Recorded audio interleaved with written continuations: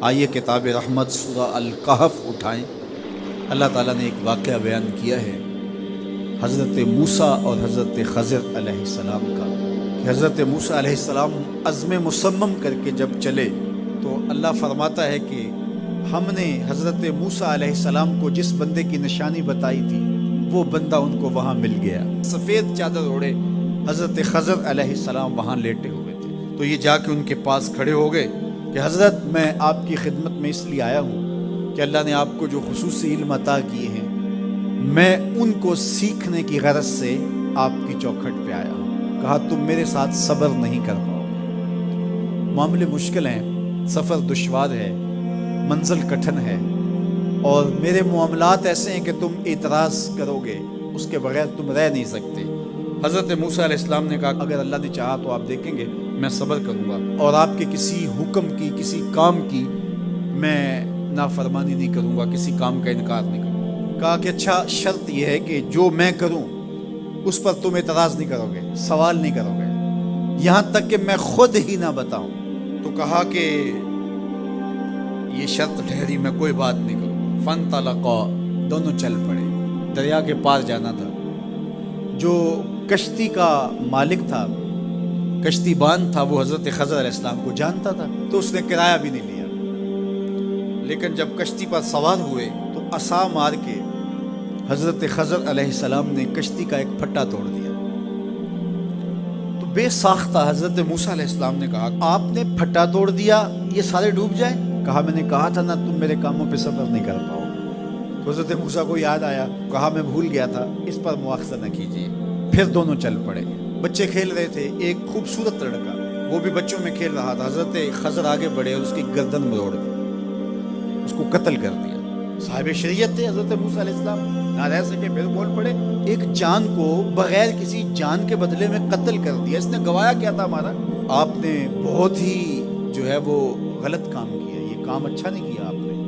کہا میں نے کہا نہیں تھا کہ تم میرے ساتھ صبر نہیں کر پاؤ۔ کہا ایک موقع اور دے دیجیے، اب اگر میں نے کوئی اعتراض اٹھایا تو پھر دوبارہ مجھے آپ اپنی صحبت میں نہ رکھیے، عذر تمام ہو جائے گا۔ پھر دونوں چل پڑے، یہاں تک کہ ایک بستی میں دونوں آئے تو آپ نے بستی والوں سے کہا کہ ہم مہمان ہیں، آپ ہماری مہمان نوازی کیجیے، کھانا کھلائیے۔ تو انہوں نے انکار کر دیا، کہا کہ ہم تو آپ کو بلایا نہیں ہے، آپ خود آئے ہیں، آپ اپنے کھانے کا خود انتظام کیجیے۔ گزر رہے تھے گلی سے تو ایک دیوار گرنا چاہ رہی تھی، تو جلدی سے اس دیوار کو مرمت کر دیا۔ کہا حضرت ہم اگر چاہتے تو اس پہ اجر لے سکتے تھے، انہوں نے ہمیں کھانا تک نہیں دیا اور ہم ان کی دیواریں سیدھی کر رہے ہیں۔ کہا اب تمہاری میری جدائی ہو گئی، تم نے یہ بھی اعتراض کر دیا۔ تو انہیں یاد آیا کہ وہ یہ بھی اعتراض ہو گیا، اب میں تمہیں بتاتا ہوں کہ یہ 3 کام میں نے کیوں کیے۔ اللہ اکبر۔ اب سنیے، قرآن ہمیں بتاتا ہے کہ ظاہری علم بھی ہوتا ہے لیکن کوئی باطنی علم بھی ہوتا ہے۔ کہا وہ پہلی بات کشتی والی سنو، یہ 2 مسکین بچوں کی کشتی تھی، ان کے گھر کا چولہا اس کی کمائی سے جلتا تھا۔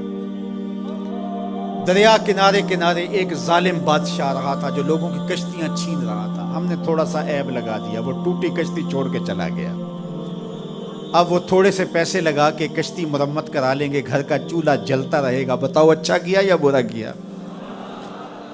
کہا رہی بات اس بچے کی جس کو ہم نے قتل کیا، اس کے ماں باپ مومن تھے، نیک تھے، صالح تھے، بچے نے بڑا ہو کے بہت برا ہونا تھا، ہم نے اس کو قتل کر دیا، اللہ اس کے بدلے ان کو بہتر اولاد دے گا۔ علماء تفسیر نے لکھا ہے اس بچے کے بدلے میں اللہ نے ان والدین کو ایک بیٹی عطا کی جس کی نسل سے 70 نبی پیدا ہوئے۔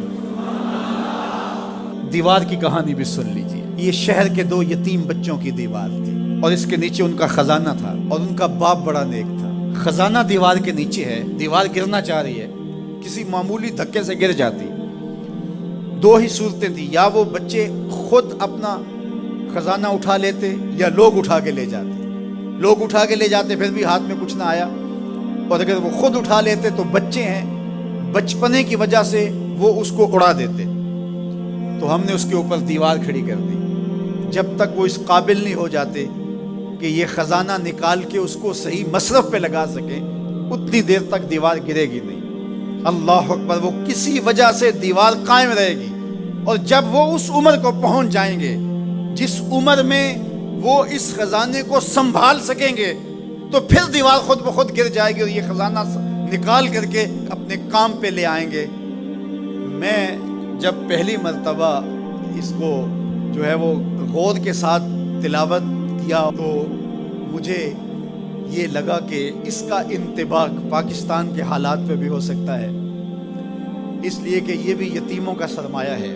کتنے یتیم روتے بلکتے رہ گئے اور ان کے سر سے جو ہے وہ سائے اٹھ گئے اس وطن کے لیے، لیکن میرے مالک نے اس ملک کے خزانوں پر گہرے پہاڑ اور بڑی بڑی دیواریں کھڑی کر دی ہیں۔ جب تک یہ قوم بلوغت تک نہیں پہنچے گی اتنی دیر تک وہ خزانے ظاہر نہیں ہوں گے، اور جب یہ قوم اپنی بلوغت تک پہنچے گی، شعوری بلوغت، فکری بلوغت، علمی بلوغت، اور رب سے جو وعدہ کیا تھا پاکستان کا مطلب کیا، لا الہ الا اللہ، جب اس بلوغت تک یہ پہنچ جائے گی، اس وعدے کی تکمیل ہوگی، پھر رب دیوار ہٹا دے گا اور پاکستان کو اللہ اتنے خزانے دے گا اور پاکستان ایسا مالا مال ہوگا دنیا دیکھنے آئے گی انشاءاللہ۔